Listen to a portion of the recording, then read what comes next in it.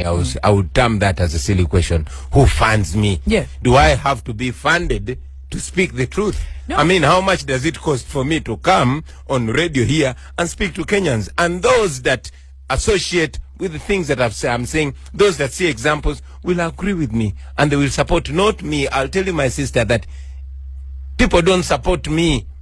No, I'm not the most good looking. People support the ideas that I stand for. They did not start with me, and they will not end with me. Even when I die today and somebody else comes and is saying exactly what I'm saying, he's going to be supported. You know, Museveni, when he was my age, okay, he got supported by my fathers and my mothers because he was standing for the right things. I can guarantee you that if I start spewing bullshit tomorrow, people are going to kick my ass out.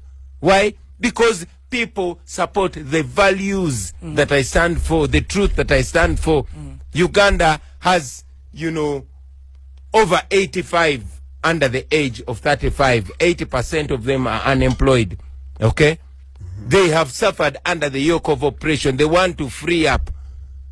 So nobody has to fund me. For what? You know why I'm disturbed by that question? Because dictators all over the world, when people rise and they demand for their rights, they say, now that one is a foreign agent, that one is being funded. I don't have to be funded, man. I've been talking about this thing in my music for the last 20 years. Now I'm only speaking about them without even a beat. You know, if I had a beat, it would be a massive one. But I don't have a beat behind me. I'm speaking these things a cappella, so that people can understand. But I've been singing about this. So I don't have to be funded, my sister. Who supports you? Aside from Uganda. Oppressed people. Oppressed people. My message is not only for Ugandans. I'm Ugandan. But I'm also Kenyan, also Tanzanian. I am African. These borders are colonial borders. Okay? What hurts people in Uganda is what hurts people across Africa. And the reverse is true. So, I don't know who supports me, and I don't want to know, because I want all of you to know that it is possible if you stand firm. It is hard to stand firm. Our leader of opposition said one time, and I agreed with him, that when you fight corruption, corruption fights back. I just want to assure you, friends, that for those of you who fight corruption, you will never fight alone. We, the people of Uganda, will stand with you. We will back you up. We will fight with you. And as we are taught, a people united cannot be defeated. You won't be defeated. Finally, friends, I also want to mention that corruption, on a close analysis, is but just a symptom of a bigger problem. And that problem is misrule. That problem is dictatorship. That problem is a rulership, not a leadership. A rulership that has no account, that does not feel obliged with the people and is not answerable to the people. Friends, when you see flies hovering over a mess, you don't just spray the flies. You remove the mess and the flies will go away. We need to remove this dictatorship, and corruption will be history. And I'll quote one eminent leader that we have in this country, Museveni, Israel, who was speaking a few weeks ago.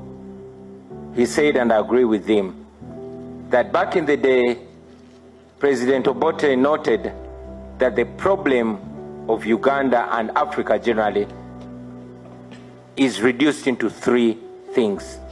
That is poverty, that is ignorance, and disease. And he was spot on. Today, Museveni reduced the problem in Uganda. It is no longer poverty, ignorance, and disease, but it is centrally corruption. Because corruption is the center of all this. I want to salute our parliamentary front for the continued fight. And ladies and gentlemen, indeed there's no better place to talk about corruption than here, the Parliament of Uganda, which has distinguished itself in recent days as the high tempo of corruption.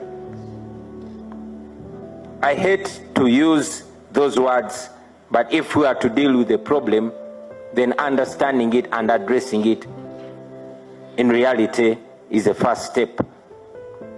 This parliament has had the most outrageous scandals recently. In recent times, we've seen the Speaker of Parliament with impunity siphoning taxpayers' money.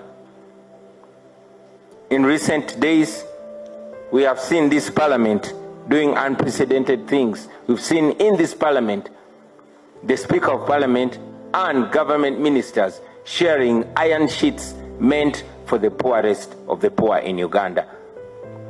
It is in this parliament that we've seen the leader of opposition rewarded before he works. It was in this parliament where we saw that so-called service award. And it is this parliament that provoked the conscience of even our young people. We all remember the young people of this nation getting up and deciding to have a march to parliament. Many of them were arrested, as you read in the newspapers, tortured, and even sodomized for daring to counter corruption. For those young people that were trying to make their way to parliament and failed, I thought that maybe today I could try to be their spokesperson, to be their mouthpiece, and say to you what those young people were not able to say. Friends, corruption, I think, has become cliche. It has become, corruption is too cool a name to give to what is being done. A while ago, the head of Transparency International defined corruption, and I agree with him, as the cold and calculated robbery of a people's future, of people's opportunities. And I agree, because it is corruption that has stolen the future of the people of Uganda. Many of you who are under 50 have seen that corruption has robbed all your youthful and useful days from you. Corruption has stolen the vision of Uganda from the people of Uganda. I could go on and on and on about corruption, since we Ugandans all know that our country ranks number 140 out of 180 countries, the most corrupt. That means we're only 40 countries shy from the corruption trophy. A situation where we lose almost half of the revenue collected in Uganda. That corruption should be, looked at as a corruption in crisis level. We are in trouble because of corruption. The Inspector General of Government, the current one, Betty Kamya, who we expect to most understand corruption, defined it, simplified it a few weeks ago in an online video, and I agree with her. She once again told us that we lose to the tune of 10 trillion. I believe it could be more to corruption. But again, she goes further to break it down to us and tell us that out of the 45.9 million Ugandans, it is only 350,000 Ugandans that are in that circle. Now, these are not the people controlling the country or our economy. These are just a group of people that I would call enablers, including some of you members of parliament, including all the people that are being used. But again, she goes further to show us that a small group of people that are even 10% or less of the enablers, that is roughly 35,000 people. This is a small group of people that is milking the entire country, and we all know these are the people that have decided that our country is supposed to go down the drain. Let us imagine what 10 trillion can do. A little while ago, we were imagining what that money can do. if corruption was stamped out. 10 trillion lost every year. Imagine what that money can do to our road network. Imagine what that money can do to our hospitals and health centers. Imagine if we set out to use that money to transform our schools. Unfortunately, that money goes to a few. So as we stand here, ladies and gentlemen, we should reflect on so many things that have been said. Otherwise, we'll continue saying it and saying it and saying it. Recently we lost one of Uganda's international journalists, Shaka Sari, and he was quoted to have said that one of the biggest achievements of the Museveni regime is institutionalizing corruption.